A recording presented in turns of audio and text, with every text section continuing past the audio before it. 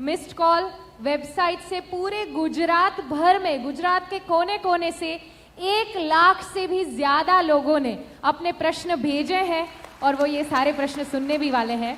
32 locations are connected with us, जिसमें से कुछ लोकेशंस हमारे साथ DTH और वीडियो कॉन्फ्रेंसिंग के माध्यम से भी जुड़े हुए हैं, यानी कि हम 2 वे उनके साथ बातचीत कर पाएंगे। मैडम, सबसे पहला क्वेश्चन जो आपके लिए है ये यहीं से है। हमारे साथ ऑडियंस में फिलहाल मौजूद है साक्षी शर्मा, जो कुछ पूछना चाहती है। साक्षी शर्मा जहां कहीं भी हो, उनको माइक दिया जाए। नमस्ते मैम, मेरा नाम साक्षी शर्मा है और मैं मास कम्युनिकेशन और जर्नलिज्म में पोस्ट ग्रेजुएशन कर रही हूँ। मैम, मेरा आपसे सवाल ये था कि आपने 72वें संयुक्त राष्ट्र सम्मेलन में जो स्पीच दी, उसमें आपने पाकिस्तान को काफ़ी करारा जवाब दिया, जिससे हम अंतर्राष्ट्रीय दबाव बनाने में सफल हुए। दबाव बनाने में सफल होने के बावजूद पाकिस्तान का जो आतंकवाद जो इस देश में स्पॉन्सर होता रहता है कश्मीर में, उस पर अभी तक भी हम कुछ खास लगाम लगाने में सफल नहीं हो पाए हैं। तो इस मामले में अब तक कोई स्थायी या सख्त कदम क्यों नहीं उठाया गया? साक्षी जी, सबसे पहले तो स्पीच के बारे में जो शब्द आपने कहे उसके लिए धन्यवाद देती हूँ। और दूसरा ये कहना चाहूँगी कि जब भी कोई देश किसी दूसरे देश के प्रति शत्रु भाव रखता है तो 2 स्तर पर उससे लड़ा जाता है, एक कूटनीतिक स्तर पर और एक सामरिक स्तर पर। कूटनीतिक स्तर पर आपने स्वयं कहा कि संयुक्त राष्ट्र आम सभा विश्व का सबसे बड़ा अंतर्राष्ट्रीय मंच है। वहाँ पाकिस्तान की करतूतों को सामने रखते हुए उसे आतंकी देश के रूप में प्रस्तुत करने का काम जो हुआ, उससे बड़ी सख्त कार्रवाई कूटनीतिक स्तर पर नहीं हो सकती। और जहाँ तक सामरिक स्तर का ताल्लुक है, शायद आप भूल गई कि जिस समय सरकार को आवश्यकता महसूस हुई तो सर्जिकल स्ट्राइक करने से भी सरकार नहीं चूकी। तो कूटनीतिक स्तर पर भी और सामरिक स्तर पर भी जो अपेक्षित कार्यवाही पाकिस्तान के खिलाफ की जानी चाहिए थी, वो दोनों बार की गई है। थैंक यू मैम, धन्यवाद। अगला प्रश्न जो हमारे साथ है वो भी हमारे सेंट्रल लोकेशन यहाँ से योगिनी करके एक लेडी है जो पूछना चाहती हैं। योगिनी जहाँ पे भी हो उनको माइक पास किया जाए।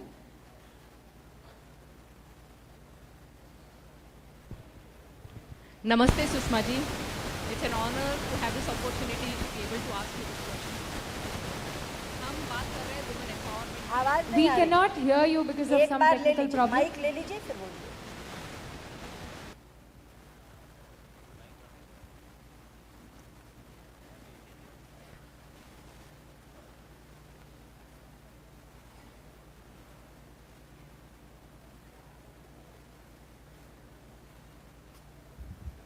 Namaste Sushma ji, it's an honor to have this opportunity to ask you this question.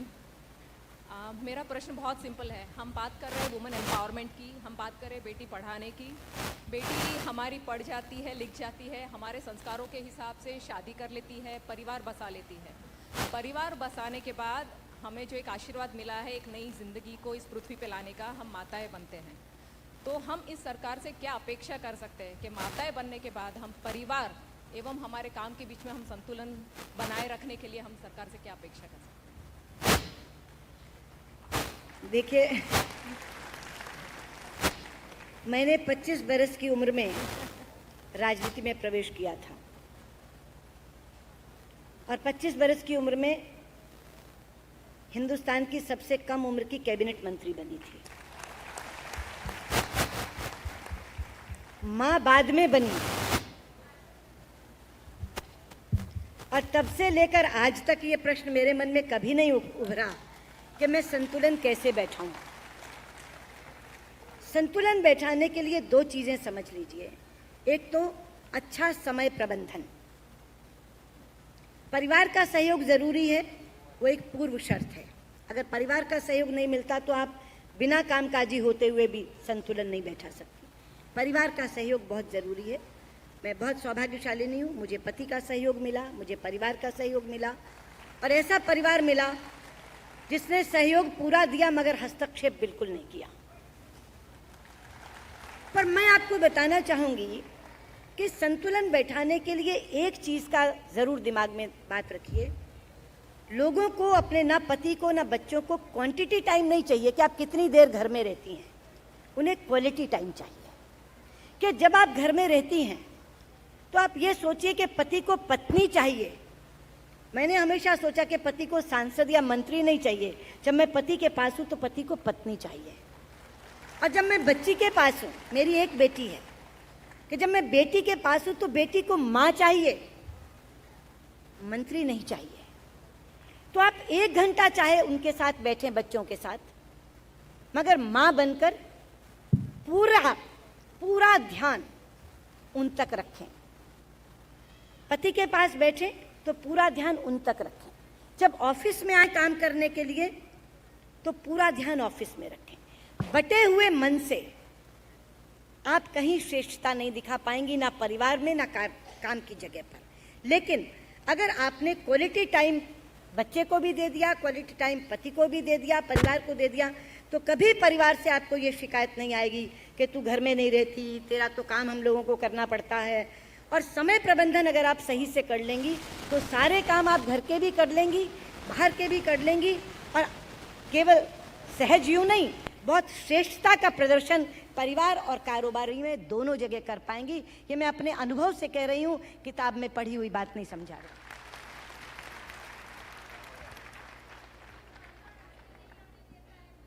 इस प्रश्न के बाद तीसरे प्रश्न की ओर आगे बढ़ते हैं। सुमित्रा आर्या, सुमित्रा जी हमारे साथ इस वक्त मौजूद हैं। हेलो, आपने बोला कि सब सुविधाएं देते हैं परिवार को हम, फिर भी महिला को आगे आने के लिए परिवार साथ नहीं देता है, ऐसा क्यों? सब जरूरियातें पूरी करते हैं हम। नहीं, आप जनरलाइज मत करिए ना। मैंने आपसे हाँ, जनरली ऐसा है। मैंने आपसे कहा आप जनरलाइज मत करिए कि परिवार साथ नहीं देता है। हाँ। हो सकता है आपका परिवार साथ न दे रहा हो, तो मैं ये कहना चाहूंगी कि प्यार से समझाइए और ये बताइए कि अगर आप काम करने के लिए जाएंगी तो आमदनी दुगनी होगी, बच्चों को बेहतर स्कूल में अपन पढ़वा सकेंगे, ज़्यादा अच्छा लालन पालन कर पाएंगे। और मैं परिवार की उपेक्षा करके नहीं जा रही हूँ काम करने, मैं परिवार को और काम को दोनों को देखूंगी। कृपया मुझे सहयोग दीजिए।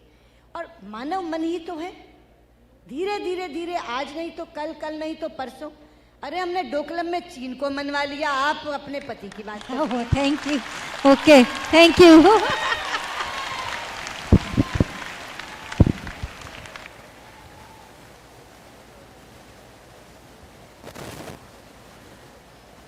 और इसके बाद हमारे एक 2-वे लोकेशन की तरफ हम आगे बढ़ने वाले हैं।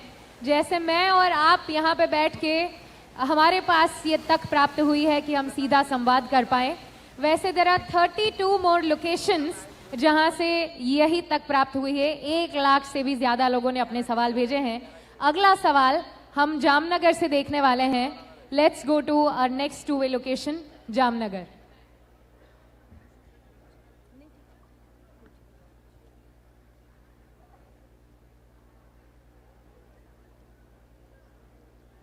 जामनगर से आयशा खंबात वाला हमारे साथ हैं। आप अपना प्रश्न पूछ सकती हैं।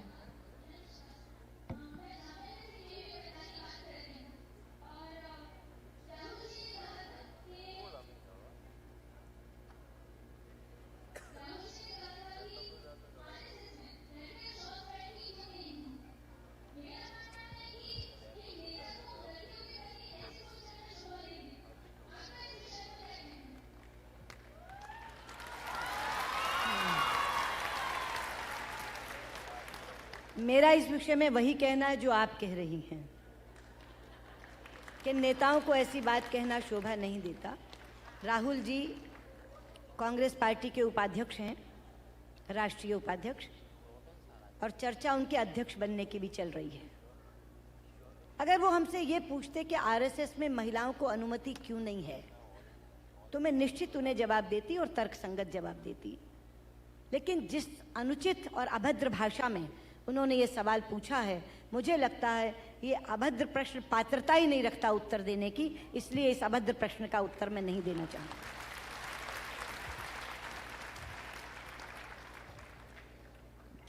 पांचवा प्रश्न हमारे सेंट्रल लोकेशन से, यहाँ से ही कोई महिला पूछना चाहती हैं। आइए उस प्रश्न की ओर आगे बढ़ें।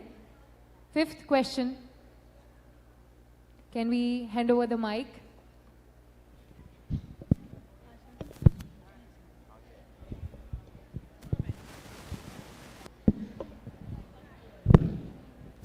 हेलो, नमस्ते सुषमा जी। मैं आयशा जावेद, एक अहमदाबाद से हूँ। आपका गुजरात में तहे दिल से स्वागत है। और आपके मंत्रालय में जो आपने काम किया है और यूएन में जो आपने स्पीच दी है कि हम प्रोफेसर पैदा करते, हम डॉक्टर पैदा करते, हम इंजीनियर पैदा, तो आप जैसी मंत्री की सब मिलने से हम बहुत खुश नसीब है। और आगे एक बात है कि ट्रिपल तलाक जैसे मुद्दे को सोशल इश्यू करने में, आइडेंटिफाई करने में 70 साल क्यों लगा दिए?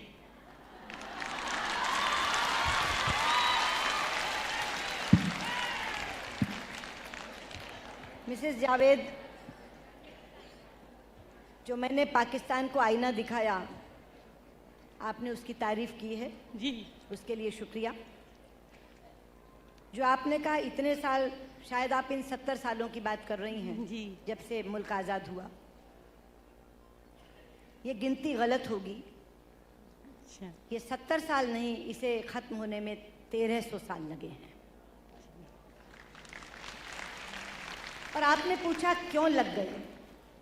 क्यों इसलिए लग गए क्योंकि एक माइंडसेट है, और माइंडसेट जब वोट बैंक की राजनीति के साथ जुड़ जाता है तो और ज़्यादा मुश्किल हो जाता है उससे लड़ना। जी, और ये इस मुल्क की बदकिस्मती थी कि इसे वोट बैंक के साथ जोड़ दिया गया। हिंदू समाज में भी कुछ कुप्रथाएं थीं। सती प्रथा थी, बाल विवाह था, विधवा विवाह का ना होना था, लेकिन समाज सुधारक निकले। राजा राम मोहन राय सती प्रथा के खिलाफ निकले जी, स्वामी दयानंद सरस्वती बाल विवाह के खिलाफ निकले, विधवा विवाह करवाए उन्होंने। स्त्रियों को पढ़ाई का हक नहीं था, ज्योतिबा फुले निकले, स्त्री शिक्षा का प्रसार किया उन्होंने। तो या तो आपके समाज में से समाज सुधारक निकालकर इसको खत्म कर सकते थे जी, लेकिन हुआ उल्टा कि वोट बैंक की राजनीति वालों ने उन्हें निकलने ही नहीं दिया, और उल्टे उन्हें ये कहा कि ये तुम्हारे शरिया का सवाल है, ये तुम्हारे पर्सनल लॉ का सवाल है, इसमें कोई दखल नहीं दे सकता। और ये कह करके उन्होंने इसको बनाए रखा। पर चलिए, देर आयत दुरुस्त आयत, कम से कम आज मुस्लिम बहनों को राहत मिली है, इसके लिए मैं उन्हें बधाई देती हूँ। शुक्रिया, थैंक यू सुषमा जी। अगले सवाल के लिए फिर से हम एक 2-वे लोकेशन पे जाने वाले हैं, जहां पे लाइव हमारे साथ सीधा संवाद करने के लिए और लोग मौजूद हैं। We are going to Godhra for our next question. Can we have the visuals please?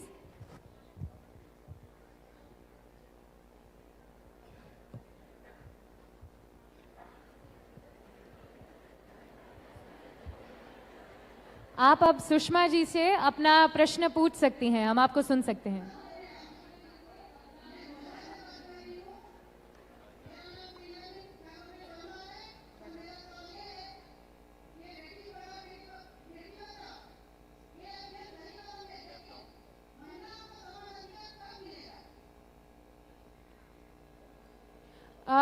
मेरे ख्याल से वो कहना चाहती हैं कि मैडम, आप अपना नाम एक और बार हमें बताना चाहेंगी? आपका नाम नहीं सुनाई दे रहा है।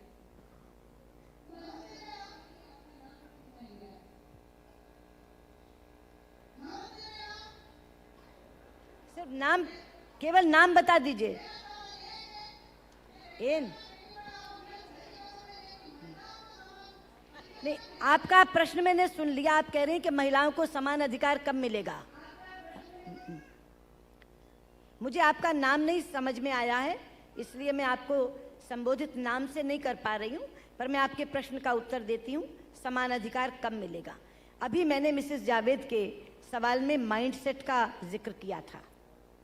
ये भी एक माइंडसेट है, और जिसके लिए लड़ाई दंगल फिल्म से लेकर चुनावी दंगल तक चल रही है।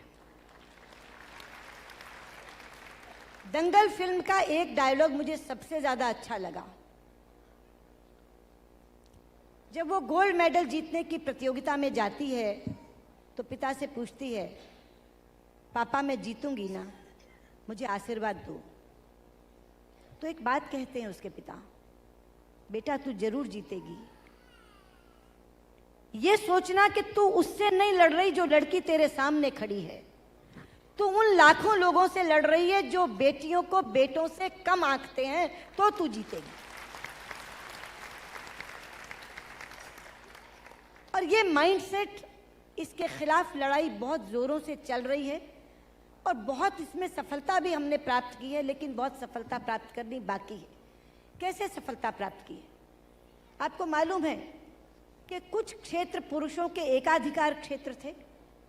Army, navy, air force, police, civil pilot,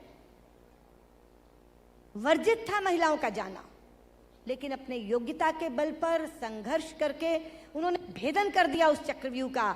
आज महिलाएं हिमालय पे चढ़ रही हैं, अंतरिक्ष में उड़ रही हैं। माइंडसेट को बदला है उन्होंने। लेकिन हमसे पहले वाली पीढ़ी असमानता की जितनी शिकार थी उतनी हम नहीं। जितने हम शिकार हैं उतनी हमारे से आगे आने वाली पीढ़ी नहीं, क्योंकि जो लालन पालन, जो पोषण हम कर रहे हैं, जो संस्कार हम दे रहे हैं, वो इस तरह का माइंडसेट अपने बच्चों के साथ नहीं बरतेंगे। भेदभाव बेटे बेटी में नहीं करेंगे, और उससे अगली पीढ़ी उससे भी कम करेगी। और मुझे लगता है कि शायद उससे अगली पीढ़ी तक ये समान अधिकार वाला प्रश्न समाप्त हो जाएगा, क्योंकि माइंडसेट के खिलाफ बहुत तेजी से लड़ाई स्वयं महिलाएं लड़ रही हैं और पुरुष समाज इसको समझ रहा है। अगले सवाल के लिए हम फिर से हमारे सेंट्रल लोकेशन पे वापस आए हैं। यहाँ से जागृति पटेल हमारे बीच में मौजूद हैं और वो अगला प्रश्न पूछना चाहती हैं। जागृति पटेल।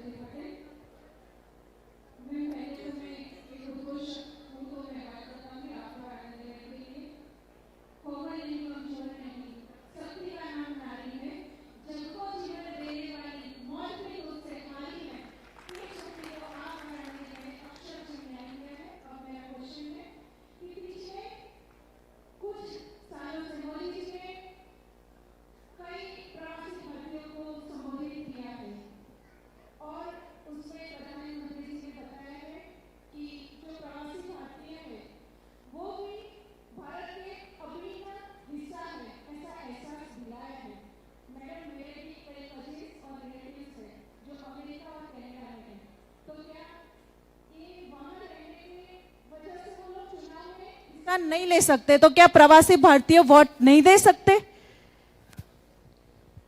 डॉक्टर पटेल, अच्छा हुआ आपने प्रश्न पूछा, मुझे एक मौका मिल रहा है आपको एक खुशखबरी देने का। नहीं ले सकते में आगे थे जोड़ दीजिए, नहीं ले सकते थे। Thank you madam, thank you lots of. अब ले सकेंगे, और कैसे ले सकेंगे ये भी आपको बता दूं। ये विषय बहुत दिनों से लंबित चला आ रहा था, बहुत सरकारें इस पर विचार कर रही थी, लेकिन कोई प्रधानमंत्री ऐसा चाहिए था जो निर्णायक हो और साहसिक फैसले ले सके। तो आप ही के पूर्व मुख्यमंत्री और हमारे प्रधानमंत्री नरेंद्र भाई ने ये फैसला कैबिनेट से करवा दिया है कि एनआरआई वोट देगा।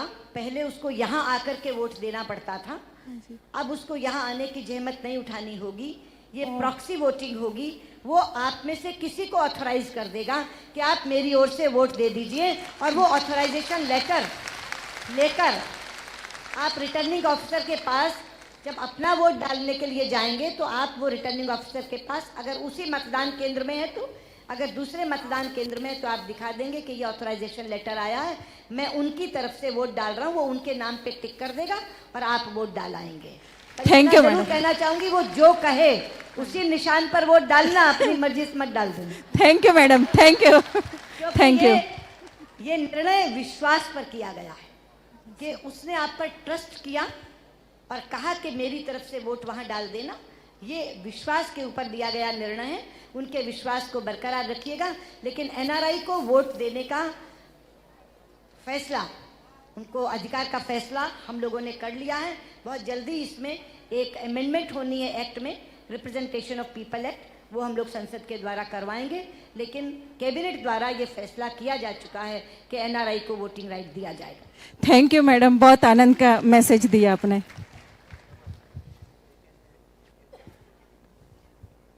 और इस खुशखबरी के बाद अब अगला क्वेश्चन, जैसे कि मैंने आपको बताया, मैंने और आपने यहाँ पे पोस्ट कार्ड में लिख के भेजे हैं, वैसे ही बहुत सारे माध्यम से आए हैं, जिसमें व्हाट्सएप है, फेसबुक है, ट्विटर है, वेबसाइट और मिस्ड कॉल के माध्यम से 1 लाख से भी ज्यादा लोगों ने ये सवाल भेजे हैं। वो इस वक्त सुन भी रहे हैं 32 लोकेशंस पे हमको।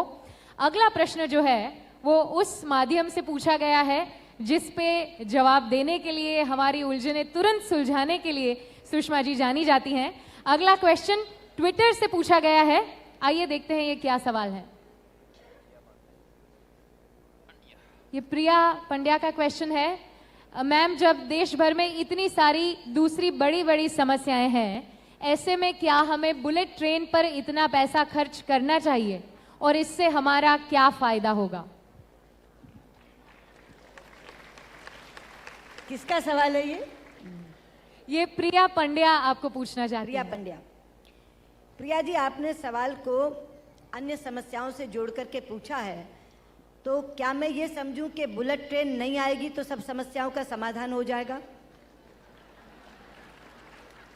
या मैं ये समझूं कि बुलेट ट्रेन आ जाएगी तो समस्याओं का समाधान रुक जाएगा?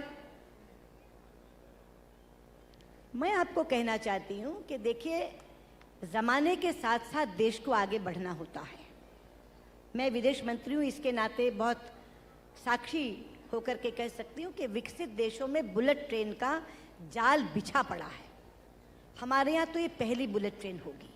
और अगर आप इसको धन से जोड़कर कह रही हैं कि इस पैसे को हम खर्च कर सकते थे बाकी समस्याओं के समाधान के लिए, बुलेट ट्रेन में क्यों खर्च कर रहे हैं, तो मैं आपको बता दूं कि इस पर बहुत कम खर्चा अभी हो रहा है।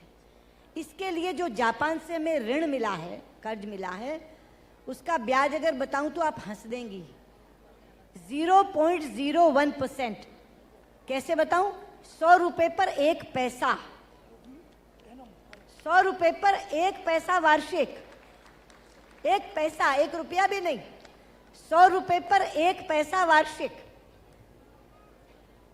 तो जिसे कहते हैं ना पीनट्स।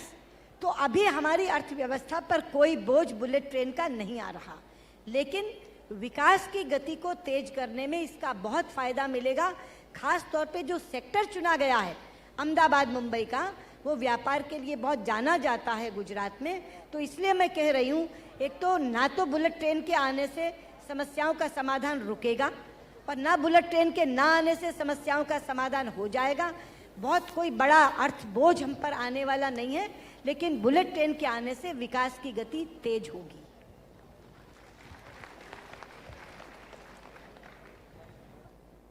अगला क्वेश्चन हमारे 2 वे लोकेशन सुरेंद्र नगर से है। इसके अलावा भी बहुत सारी महिलाएं जैसे मैं और आप, हमें ये सौभाग्य मिला है कि हम सामने बैठकर देख पाएं। वैसे बहुत सारी महिलाएं इस वक्त लाइव हम सबको, मुझे, आपको प्रश्न पूछते हुए और निहारते हुए टीवी पे देख रही है। So next question is from 1 more 2 way location Surendranagar. Can we have the visuals please?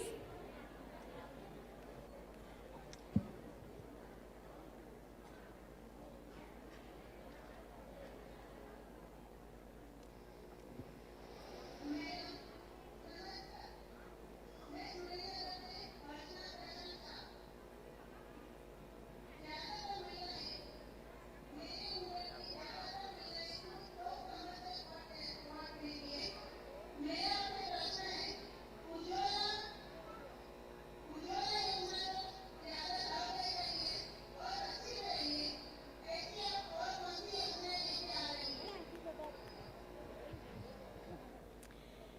अर्चना जी, आपने उज्ज्वला योजना की बड़ाई की, धन्यवाद। आपने कहा कौन सी लेके ला रही हैं? हम तो ला चुके हैं। अभी मैंने अपने प्रारंभिक उद्बोधन में केवल गुजरात की बात की। 1480 जो जन कल्याण की योजनाएं चल रही हैं गुजरात में, उसमें से 653 में महिला लक्षी हैं। और मैंने ये भी बताया कि 142 योजनाएं केवल और केवल महिलाओं के लिए हैं। तो जो पॉजिटिव योजनाओं की आप बात कर रही हैं, आप लाभ उठाइए उनका। 142 योजनाएं, 1-2 नहीं, 100 जमा 42, 8 कम 150, 142 योजनाएं गुजरात में शुद्ध रूप से केवल महिलाओं के लिए चलाई जा रही हैं। और 653 योजनाएं ऐसी हैं जिनमें भी महिलाओं को लक्षित करके रखा हुआ है। आप उनका लाभ उठाइए। हम योजनाएं लाने की नहीं सोच रहे या लाएंगे नहीं, हम ला चुके हैं। आप उनको पढ़िए। विजय भाई, जरा ज्यादा प्रचार प्रसार करिए इनको, उन 142 योजनाओं का। जैसे कि मैंने कहा, मेरे आपके अलावा 1 लाख से भी लोग हमारे साथ इस वक्त जुड़े हुए हैं। फेसबुक लाइव के जरिए और टीवी पे भी इस वक्त ये दिखाया जा रहा है हमारी और आपकी बातचीत, ये सारे मंतव्य जो अक्रॉस गुजरात 1 लाख से भी लेडीज पूछ रही हैं। अगला प्रश्न जो है वो सोशल मीडिया के जरिए पूछा गया है। फेसबुक से मैडम कोई आपसे अगला सवाल पूछना चाहता है। Can we have the visuals please? Sejal Rawal ये पूछना चाहती है मैडम कि मैंने जेंडर बजट के बारे में काफी सुना है, लेकिन इसका हमारे लिए फायदा क्या है? मैं आपको बताना चाहूंगी जेंडर बजट का फायदा और जेंडर बजट क्या है। ये एक नई कल्पना है, क्योंकि जब बजट आता है, राज्यों में भी आता है, केंद्र में भी आता है, तो बहुत बड़ी बड़ी योजनाएं आती हैं। लेकिन अगर हम उसमें से ये निकालना चाहें कि शुद्ध रूप में महिलाओं पर कितना खर्चा हुआ, तो इसका कोई हिसाब नहीं दे पाता। तो उसमें से एक नई कल्पना निकली जेंडर बजटिंग की, और उसमें प्रधानमंत्री मोदी जी का बहुत बड़ा साथ है गुजरात में, क्योंकि उन्होंने गुजरात में शुरू किया था। और गुजरात ऐसा राज्य है जहाँ 4 साल से जेंडर बजटिंग हो रही है। अब जेंडर बजट में ये कर दिया गया कि बजट बनाते समय वित्त मंत्री अलग अलग मंत्रालयों को महिलाओं से संबंधित योजनाओं की बजट राशि आवंटित कर दें और ये कहें कि ये पैसा इस योजना के लिए केवल महिलाओं के लिए खर्च होना है। और बाद में एक एक्शन टेकन रिपोर्ट आती है हर बार बजट की, तो उसमें उस मंत्रालय को लिखना होगा कि ये पैसा केवल महिलाओं की इस योजना के लिए आपने हमारे मंत्रालय को दिया था और ये काम हमने इस तरह से पूरा कर दिया, इतना पैसा और लगा या इतना पैसा कम खर्च हुआ। तो जो कम खर्च हुआ उसकी तो अकाउंटेबिलिटी, जवाबदेही हो जाएगी। तो जेंडर बजटिंग जब से आई है, केंद्र में भी जेंडर बजटिंग आई है, गुजरात में 4था साल है जेंडर बजटिंग के लिए। तो जेंडर बजटिंग महिला सशक्तिकरण की दिशा में बहुत बड़ा कदम है, जहां पहले ही बजट में महिलाओं से संबंधित राशि आवंटित कर दी जाती है और बाद में उसका हिसाब भी लिया जाता है। तो अभी विजय जी ने भी आवंटित की है लगभग 3,500 करोड़, 3,600 करोड़ के करीब। नहीं, ये 142 योजनाओं के लिए तो 3,500 की है। हाँ, वो कह रहे हैं बजट में 56,000 करोड़, मैंने उनको ठीक किया, नहीं केवल उसका बताओ जो जेंडर बजटिंग है। तो जेंडर बजटिंग में जैसे मैंने अभी कहा था 142 योजनाएं जो शुद्ध रूप में महिलाओं के लिए रखी गई हैं, 3,500 करोड़ से ज़्यादा, लगभग 3,660 करोड़ रुपया उसमें रखा गया है गुजरात के बजट में। पर वो जो 653 योजनाएं हैं उनमें भी है, पर जेंडर बजटिंग का मतलब है शुद्ध रूप से जो महिलाओं के लिए योजना बनी है उसकी राशि पहले ही आवंटित कर दो और बाद में जवाबदेही लो मंत्रालय से कि वो राशि उसी मद पर खर्च की गई कि नहीं की गई। इसे जेंडर बजटिंग कहते हैं। बहुत बहुत शुक्रिया मैडम इस जवाब के लिए। जैसे कि मैंने आपको बताया, सोशल मीडिया के अलावा हमारे पास एक और ऐसा भी प्लेटफॉर्म था जिसके जरिए कोई भी हम तक पहुंच सकता था। Anybody with a small phone, missed call के जरिए भी आप अपने क्वेश्चंस हम तक पहुंचा सकते थे। जो अगला सवाल है उसका ऑडियो हमारे पास है, ये इसी तरह से हमारे पास आया है। Can we have the audio please? Ma'am, मेरा नाम रश्मि है, मैं सूरत से हूँ और मैं हाउस वाइफ हूँ। मैम, मेरा सवाल है कि कुछ साल पहले आपकी अध्यक्षता में भारत सरकार ने इराक से काफ़ी नर्सों को युद्ध के बीच में से सुरक्षित निकाला। मैं जानना चाहती हूँ कि ऐसे नाजुक पलों में आप क्या सोच रही थी? मैंने सोचा आप पूछेंगी कि आपने कैसे निकाला या बधाई देंगी मुझे। आप कह रही मैं क्या सोच रही थी? मैं सिर्फ ये सोच रही थी कि मुझे उन्हें निकालना है, और मैं ये सोच रही थी कैसे ना कैसे निकालना है। और मैं आपको ये भी बता दूं कि जब मुझे ये पता चला कि वो फलां अस्पताल में हैं, क्योंकि जगह का पता चल गया था मुझे कि फलां अस्पताल में है, तो पूरा प्रबंध करके मैंने वहाँ जब बस भेजी तो बस में चढ़ने से लेकर और जहाँ हम उन्हें बुला रहे थे एयरबिल, वहाँ तक उस बस की पल पल की निगरानी मैंने स्वयं ऑफिस में बैठकर की। मुझे वहाँ से फोन आया, बस में सवार हो गई हैं। मैंने कहा सारी गिन लो, पूरी की पूरी 39 हैं, कोई और ना बैठा दी गई हो, पूरी 39 हैं। कहा जी पूरी 39 हैं।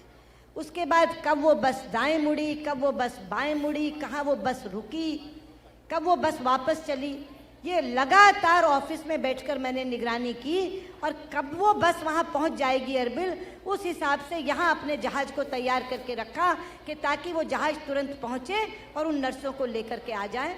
और मैं आपको ये कहना चाहूँगी, आपने तो इराक की नर्सों के बारे में पूछा, जब आपने इराक कहा मुझे लगा आप ये पूछेंगी कि मैंने कैसे निकाला क्या, लेकिन मैं आपको बताऊँ केवल हमने नर्सें नहीं निकाली, क्योंकि नर्सों का उस समय प्रचार प्रसार बहुत हुआ, इसलिए आप लोग को वो याद है।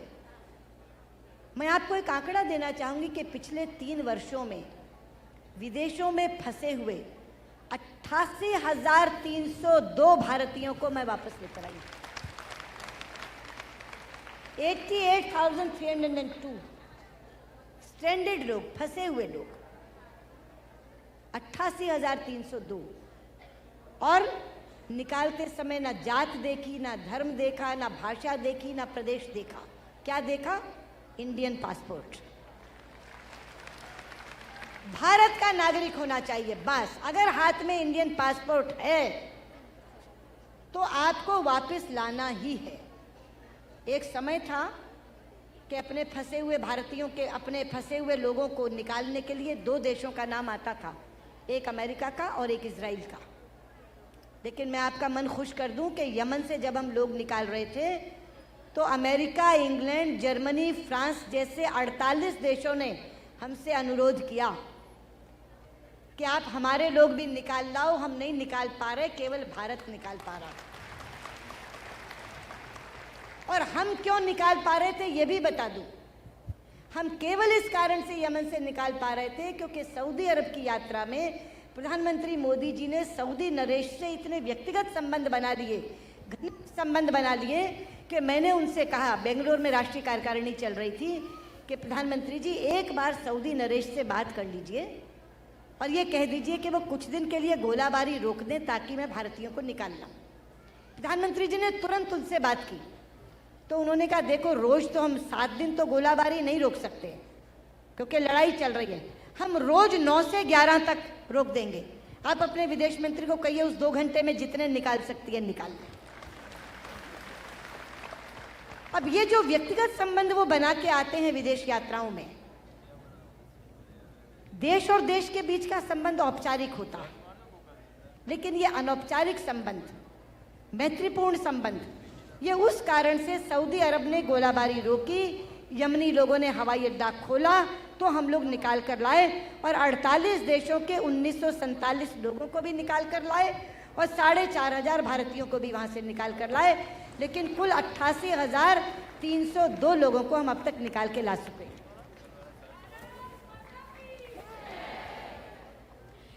और मैं ये यहाँ पे कहना चाहूँगी कि ये जो प्रश्न पूछा गया वो तो एक युद्ध जैसी परिस्थिति उसके बारे में था, लेकिन आप अगर ट्विटर पे जाके पढ़ेंगी तो ऐसी कितनी और कहानियां जो आप शायद गिन भी नहीं पाएंगी। उतना प्रवासी भारतीयों का विश्वास है कि आप अब देश के किसी भी कोने में हो, आपको पता है विश्व के किसी भी कोने में हो, ऐसी कोई भी मुसीबत आएगी तो आपकी आवाज़ ज़रूर उन तक पहुँचेगी। मैं अब आरती शायद यहीं बैठी हूँ, मुझे अभी मिलने आई थी, कह रही थी यहाँ जा रही हूँ, रूपरेलिया अगर बैठी हूँ तो उनके भाई का अपहरण कर लिया गया था नाइजीरिया में। तो वहाँ से उनको जब मैं निकाल के लाई, अब वो हमारी ब्रांड एम्बेसडर बन गई हैं। जब भी किसी का अपहरण होता है तो वो उस व्यक्ति को फ़ोन करके कहती हैं कि आप भरोसा रखिए, मेरे भाई को जैसे निकाल के लाई हैं आपको भी निकाल के लाएंगी।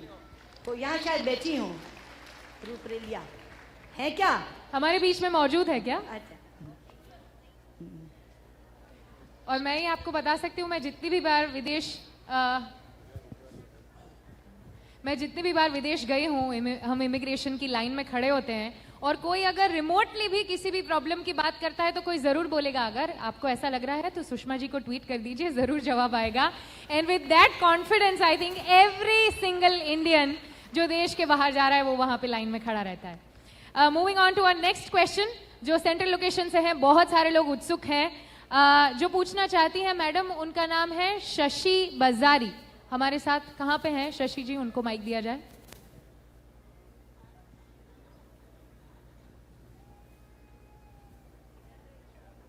Can we please have her raise a hand? आप अपना हाथ ऊपर करेंगे जहां पे भी है शशि बजारी। आप शशि जी हैं यहाँ पे? हाँ जी। नमस्ते ma'am, my name is Shashi बजारी एंड मैं 40 साल से गुजरात में बसी हुई हूँ, पूना से आई हूँ। मैं बिजनेस कर रही हूँ और बिजनेस में भी फाइनेंस साइड देखती हूँ। मुझे गुजरात की महिलाओं में जो उत्सुकता और जो मेहनत दिखती है वो शायद दूसरी जगह कम है। यहाँ की लेडीज़ वेल ऑर्गेनाइज्ड है, घर तो बहुत अच्छा रखती है, लेकिन बाहर भी जो काम करती है इट इज़ रियली अमेजिंग। अब देखिए, आप पापड़ बेलते बेलते लिज्जत उद्योग खड़ा कर दिया, तो यहाँ की महिलाएं जुड़कर बहुत सी ऐसे उद्योग खड़ा कर सकती है और करना भी चाहती है। स्मॉल एंटरप्राइजेज में उनका बहुत रस रहता है, लेकिन फाइनेंस, सहयोग, काफ़ी कुछ के लिए पीछे हटना पड़ता है। तो मैं आपसे ये पूछना चाहूँगी कि इन महिलाओं को गवर्नमेंट की तरफ से क्या सहायता मिल सकती है और वो कैसे आगे बढ़े ताकि हर स्टेप पे उनको सहायता मिलते हुए देश में प्रगति हो। शशि जी, गुजरात की उद्यमी महिलाओं के लिए जो मैंने बड़ाई की थी, अच्छा हुआ आपने उसकी पुष्टि कर दी, क्योंकि मैंने सुना था, आपने स्वयं देखा है जो काम आप कर रही हैं और फिनांस में काम कर रही हैं, और मैं आपको भी बधाई देती हूँ कि आप इतना अच्छा काम कर रही हैं। लेकिन जो प्रश्न आपने पूछा है, मुझे लगता है उसका जवाब मैं पहले दे चुकी हूँ, मुद्रा योजना के बारे में वर्णन करते हुए। मुद्रा योजना स्कीम ही है फंडिंग फॉर द अनफंडेड। उसके ऊपर लिखा है कि जिसे कभी बैंक से ऋण नहीं मिला उसको ऋण दिया जाएगा और बिना कोलेटरल सिक्योरिटी के दिया जाएगा। और उसके 3 खंड हैं। अगर 50,000 से नीचे तक का लोन चाहिए तो शिशु में जाइए, 50,000 से 5 लाख तक का चाहिए तो किशोर में चाहिए, 5 लाख से 10 लाख तक का चाहिए तो तरुण में जाइए। ये तीनों, यानी 50,000 से कम से लेकर 10 लाख तक का लोन बैंक आपको देगा। तो जो आपने लिज्जत की बात की, एक लिज्जत नहीं, ऐसे 10 लिज्जत आप खड़े कर सकती हैं, क्योंकि उद्यमी महिलाएं स्वयं सहायता समूह बनाकर भी ले सकती हैं और इंडिविजुअल को भी मिलता है, व्यक्ति को भी मिलता है। तो मुझे लगता है क्योंकि आपने स्वयं ने इतना काम इसमें किया है, आप इनकी प्रेरणा के साथ साथ इनकी मार्गदर्शिका भी बनिए और आप इनको बताइए। और मुद्रा लोन के लिए इनको बैंक का फॉर्म कैसे भरना है, ये उसके बारे में भी थोड़ा बताइए।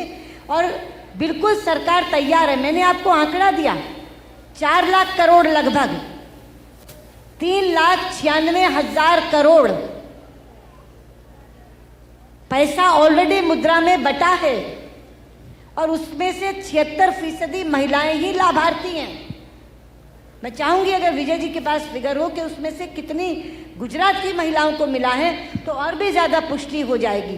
क्योंकि ऐसा नहीं हो सकता कि मुद्रा का लाभ गुजरात की महिलाओं ने ना उठाया हो, क्योंकि जो उद्यमी महिला होगी वही लोन लेने जाएगी और गुजरात के हर घर में उद्यमी महिला बैठी है। तो मुद्रा योजना के लोन से वो अपना कारोबार खड़ा कर सकती हैं, अकेले भी, पार्टनरशिप में भी या स्वयं सहायता समूह बना के भी सरकार ने ये योजना वास्तव में प्रारंभ ही महिलाओं को लक्षित करके की है। Thank you. बहुत शुक्रिया शशि जी आपका क्वेश्चन के लिए। For our next question we are going to another two way location. Palanpur Banaskantha से आपको एक क्वेश्चन पूछना चाहते हैं। Can we have the visuals please?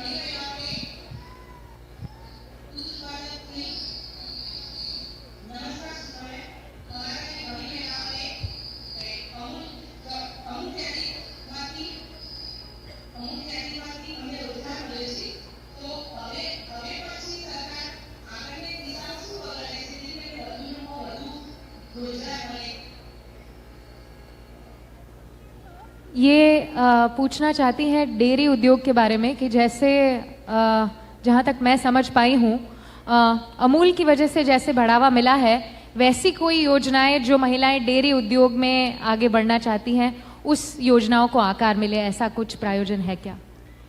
सबसे पहले तो मैं गुजरात के अमूल को बधाई दूंगी। अब उनका ऐड आ रहा है, अमूल दूध पीता है इंडिया, और ये अमूल के विस्तार की कहानी है। एक समय होता होगा जब कहते होंगे अमूल दूध पीता है आनंद, फिर आया होगा अमूल दूध पीता है गुजरात, और अब आ गई है ऐड अमूल दूध पीता है इंडिया। विदेश मंत्री के नाते मैं शुभकामना देती हूँ कि एक दिन आए कि मैं कहूँ अमूल दूध पीता है एशिया। जहाँ तक डेयरी उद्योग का सवाल है, मुझे गुजरात के दूध उत्पादन की काफ़ी ज़्यादा जानकारी है, क्योंकि मैं अपने यहाँ मध्य प्रदेश में विदिशा में दुग्ध उत्पादन का एक प्लांट लगाना चाहती थी। तो मैंने अमूल के लोगों से बात की थी, तो उन्होंने कहा कि यहाँ दुग्ध उत्पादन दिन रात बढ़ रहा है और शायद 22 लाख लीटर हर दिन बढ़ रहा है। पर फिर मैंने पता किया कि ये जो बढ़ता है तो क्या ये अमूल में ही आगे चला जाता है? तो उन लोगों ने बताया कि नहीं, वहाँ और कोऑपरेटिव सोसाइटीज़ बनी हैं, और यहाँ तक मुझे बताया कि जो 95-96 में कोऑपरेटिव सोसाइटीज़ थी उसका 1.5 गुना अब सोसाइटीज़ हो गई हैं। और सबसे बड़ा मुझे अच्छा लगा जब उन्होंने ये बताया कि जो अब सरकार है, ये सरकार एक नई योजना लेकर आई है दूध घर बनाने की, दूध घर। और वो दूध घर की योजना में केवल महिला संचालित जो कोऑपरेटिव सोसाइटीज़ हैं उन्हीं को दूध घर के लिए 250 वर्ग मीटर की ज़मीन 1 रुपये के उस पे टोकन मूल्य पर 15 बरस के लिए दी जाएगी। ये जो उन्होंने मुझे बताया, जिनसे मैं चाहती थी प्लांट लगाए, इसकी पुष्टि तो विजय भाई करेंगे, लेकिन मुझे बहुत खुशी हुई ये सुन करके। उन्होंने बताया कि हम आपके यहाँ तो सांची जो लगा हुआ उसी को आगे बढ़ाने की बात कर देते हैं, अमूल वाले यहाँ क्यों आए, अमूल वालों के लिए कोऑपरेटिव्स और बहुत लग गई। तब मैंने कहा कि आप यहाँ नहीं आना चाहते तो कौन सी कोऑपरेटिव्स लग गई? तो उन्होंने बताया कि 1.5 गुना कोऑपरेटिव सोसाइटीज़ की संख्या हो गई है, और जो केवल महिलाओं द्वारा चलाई जा रही हैं कोऑपरेटिव सोसाइटीज़, उनके लिए गुजरात सरकार 250 वर्ग मीटर की ज़मीन 1 रुपया के टोकन मूल्य पर 15 बरस के लिए दे रही है दूध घर बनाने के लिए। पुष्टि आप कर सकते हैं, सच है? नहीं, दूध घर ये कब है? कोऑपरेटिव के लिए, कोऑपरेटिव। वो कह रहे जमीन भी देंगे, मकान बनाने को पैसा भी देंगे उसको। अगले क्वेश्चन की तरफ आगे बढ़ते हुए आप में से भी बहुत सारे ऐसे उत्सुक चेहरे दिखाई पड़ रहे हैं। So we are going to have one more question from the central location. We have Lipi Kandhar, लिपि खंदार यहाँ पे ऑडियंस में हमारे साथ हैं। अगला क्वेश्चन पूछेंगी लिपि। नमस्ते मैम, मेरा नाम लिपि खंदार है। मैं एंटरप्रेन्योर हूँ, अपना बिजनेस चलाती हूँ यहाँ पे। आप एक्चुअली मेरे लिए और इस देश की सभी महिलाओं के लिए एक आदर्श प्रेरणा है। तो आपकी रुचि राजनीति में कैसे हुई, और जो महिलाएं अपना राजनीति सफ़र शुरू करना चाहते हैं उनको आप क्या सलाह देना चाहेंगे? कि मैं राजनीति में जेपी आंदोलन के माध्यम से आई। आपको मालूम है कि जयप्रकाश नारायण जी ने एक नवनिर्माण आंदोलन शुरू किया था, उसके लिए एक छात्र वाहिनी बनाई थी। उसमें जितने भी छात्र संगठन थे उनका आह्वान करके उन्होंने छात्र वाहिनी बनाई थी। मैं उस समय एबीवी काम करती थी, तो अखिल भारतीय विद्यार्थी परिषद की सदस्य होते हुए मैं छात्र वाहिनी की सदस्य बनी। उसके बाद इमरजेंसी लग गई, तो फिर इमरजेंसी के खिलाफ बहुत लड़ी, और इमरजेंसी के बाद जब चुनाव की घोषणा हुई तो जनता पार्टी बन गई। सभी पार्टियां उन्होंने विलय कर लिया जनता पार्टी का, तो मैं जनता पार्टी की सदस्य बनी सबसे पहले। उस समय जो लोकसभा का चुनाव प्रचार हो रहा था उसमें मैंने बहुत प्रमुखता से भाग लिया, और उसके बाद विधानसभाएं भंग कर दी गई थी, तो विधानसभाओं के चुनाव हुए। तो स्वयं जयप्रकाश जी ने मुझे चुनाव के लिए चुना और कहा कि इतना प्रचार औरों के लिए कर रही थी, खुद चुनाव लड़। तो मैंने कहा जी मैं तो 25 साल की हूँ। तो उन्होंने कहा एलिजिबल एज है ना, एलिजिबल एज है तो लड़। तो मैं सबसे छोटी उम्र की विधायक बनी, चुनाव लड़ा मैंने अम्बाला से, और उसी समय कैबिनेट मंत्री भी बनी।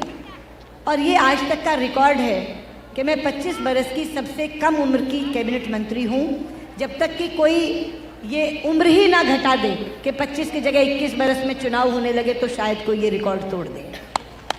जहाँ तक समझाने की बात है, मैंने अभी जो बात एक बहन से कही थी कि सबसे पहले परिवार का सहयोग लेना होता है राजनीति में आने के लिए, लेकिन राजनीति में आते हुए भी घर की उपेक्षा किए बिना राजनीति की जा सकती है।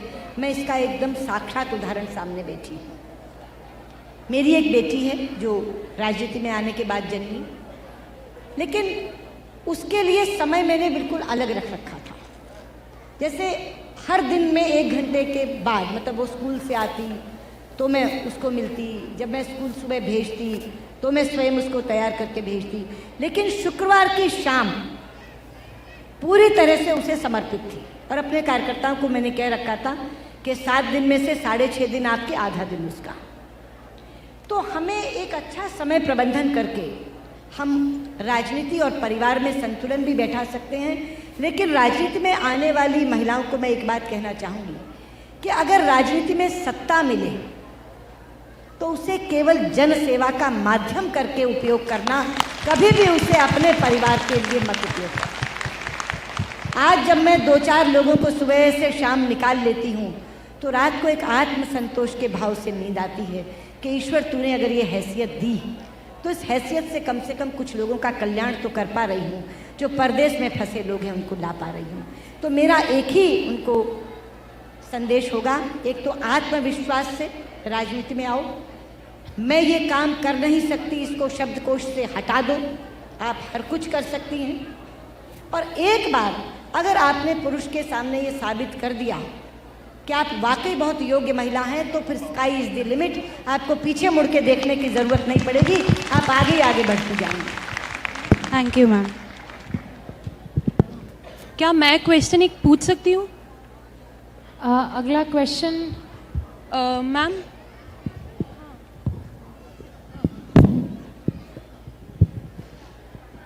अगले क्वेश्चन के लिए हम एक और लोकेशन की तरफ जाने वाले हैं। As I told you, we are right now connected to 32 more locations जो ये लाइव देख रहे हैं, टीवी और फेसबुक लाइव के जरिए हमें देख रहे हैं, उनके अलावा भी। तो अगला क्वेश्चन बड़ौदा से आपको कोई पूछना चाहता है। Madam, can we have the visuals please?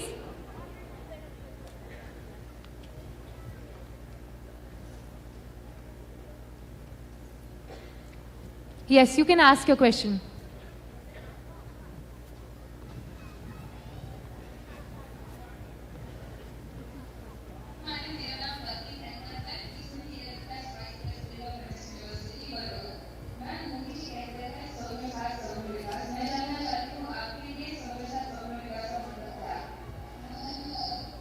मेरे लिए ही नहीं, सबका साथ सबका विकास का अर्थ ही ये है कि मैं सबको साथ लूँगा और सबका विकास करूँगा। और यही मोदी जी ने करके दिखाया, क्योंकि ये भारतीय संस्कृति से निकला हुआ मूल मंत्र है। हम क्या कहते हैं? सर्वे भवन्तु सुखिनः, सब सुखी हो, ये हमारा मूल मंत्र है। तो सब सुखी कैसे होंगे अगर आधों का विकास नहीं होगा और केवल आधों का विकास होगा? अगर एक व्यक्ति भूखा सोता है, एक व्यक्ति बिना मकान के है, जो उसकी बुनियादी ज़रूरतें हैं वो पूरा नहीं होता तो हमारा सर्वे भवन्तु सुखिनः कैसे पूरा होगा? और पहले राजा होते थे, आज शासक होते हैं, आपके द्वारा चुने हुए, जो स्वयं को राजा नहीं कहते, सेवक कहते हैं। आप सेवक चुनते हैं। आपको याद होगा लाल किले से जब प्रधानमंत्री मोदी ने पहला भाषण दिया था तो उन्होंने कहा था मैं लाल किले से आपका प्रधान सेवक बोल रहा हूँ। तो अगर सेवक सर्वे भवन्तु सुखिनः की बात करता है, सभी सुखी हों, तो उसे सबका विकास करना होगा, और सबका विकास करना है तो सबका साथ लेना होगा। तो मेरे लिए ही नहीं, ये इंडियन इथॉस से निकला हुआ एक मूल मंत्र है, भारतीय संस्कृति का मूलाधार है कि अगर सबको सुखी करना है, सबको सुखी होना है, तो आपको सबका साथ भी लेना होगा और सबका विकास भी करना होगा। और इसीलिए जो बात उन्होंने गुजरात में कही वो बात उन्होंने देश में कही। और मैं आपको कह सकती हूँ अब सारे पड़ोसी देशों में प्रधानमंत्री जी ये बात कहते हैं, सबका साथ सबका विकास, कि भारत की प्रगति से मेरे सभी पड़ोसियों का विकास हो, ये इसका अर्थ है। यहाँ तक वो इसको विस्तार करके ले गए।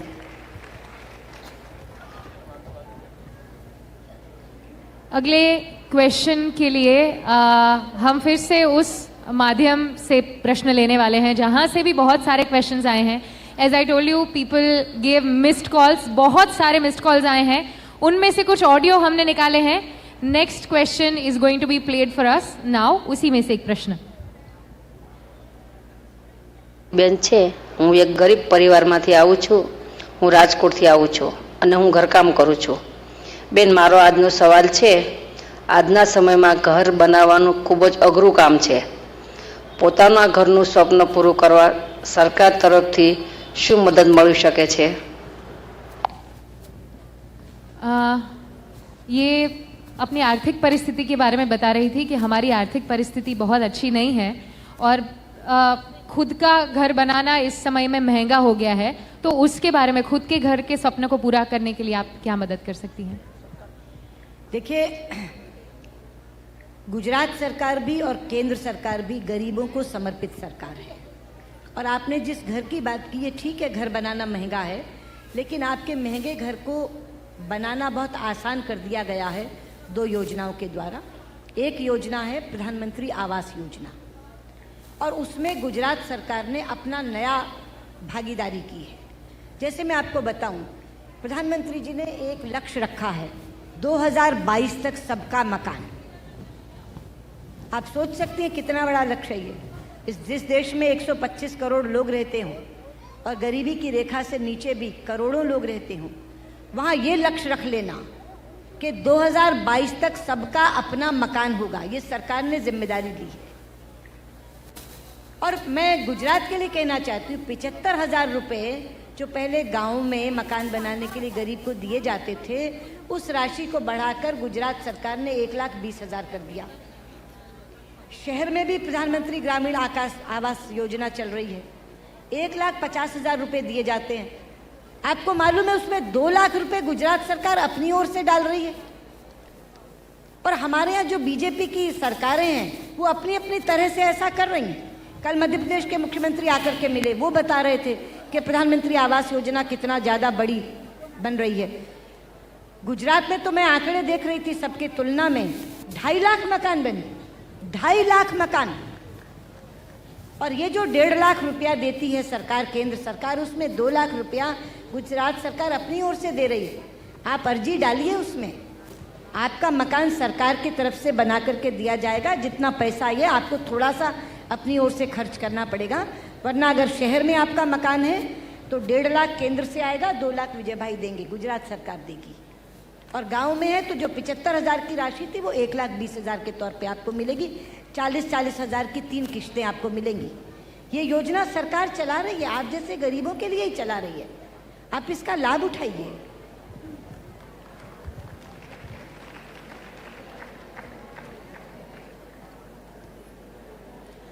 और अगला क्वेश्चन, उसके लिए हम एक और लोकेशन पे जाने वाले हैं।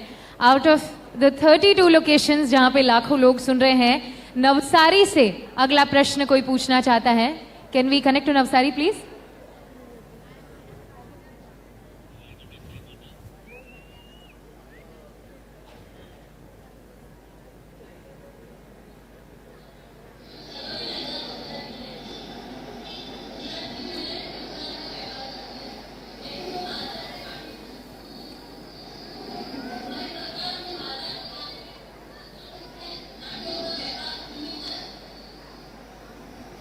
We can't hear the question properly. हम आपको ठीक से सुन नहीं पा रहे हैं. आप अपना प्रश्न एक और बार हमारे लिए दोहराएंगी? તમારો અવાજ નથી સંભળાતો.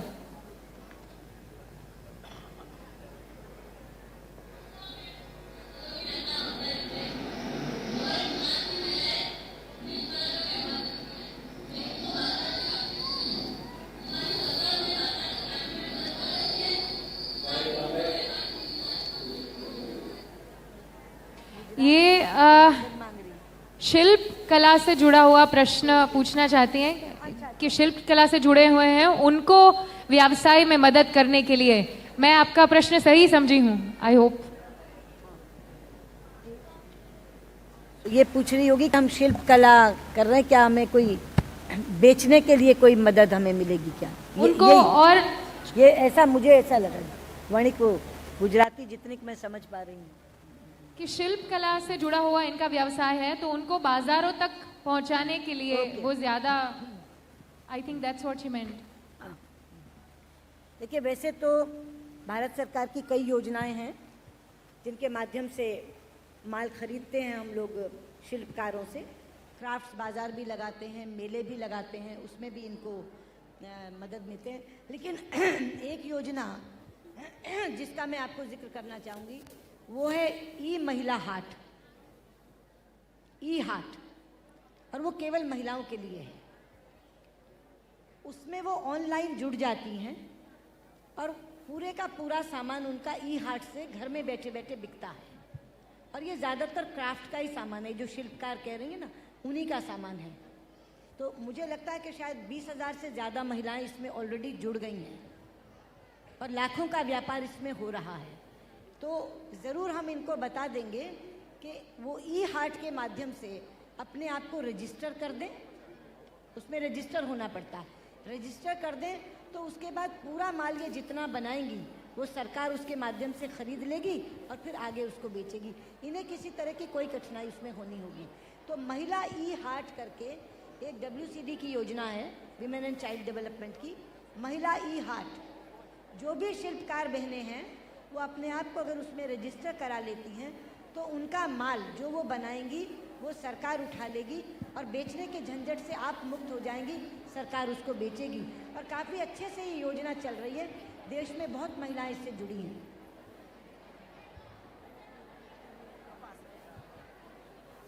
Thank you so much ma'am for answering all those questions. इसी के साथ आज यहाँ पे आप लोगों में से जितनों ने भी प्रश्न पूछे हैं, जिन्होंने शांति से हमारी बात सुनी है, जुड़े हैं, उन सबका बहुत बहुत शुक्रिया. 32 लोकेशन से 1 लाख से भी ज़्यादा लोग जुड़े हैं. अब हम सब महिलाओं की तरफ से मैं विनती करना चाहूँगी हमारे मैडम को कि प्लीज़ स्टेज पे आएँ और सारे डिग्निटरीज का अभिवादन करें. मैं इतना ज़रूर कह दूं कि ये कार्यक्रम में मैं पिछले 2 घंटे से जुड़ी थी और मुझे बहुत आनंद आया, क्योंकि इतने विविध प्रश्न आएंगे ये मैंने सोचा नहीं था.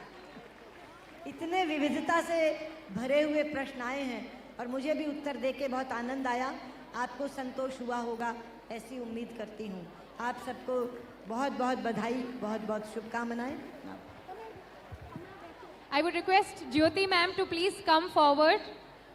आगे आए और हमारे सारे मेहमानों का अभिवादन करें.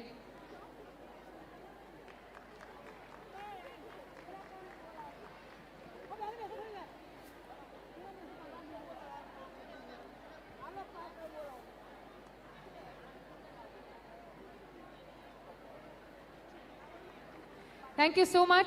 आप सबने इतना वक्त निकाला हमारे लिए. जाने से पहले आई would request all of us, please 2 minute के लिए आप जहां पे भी है अपनी जगह पे खड़े हो जाए.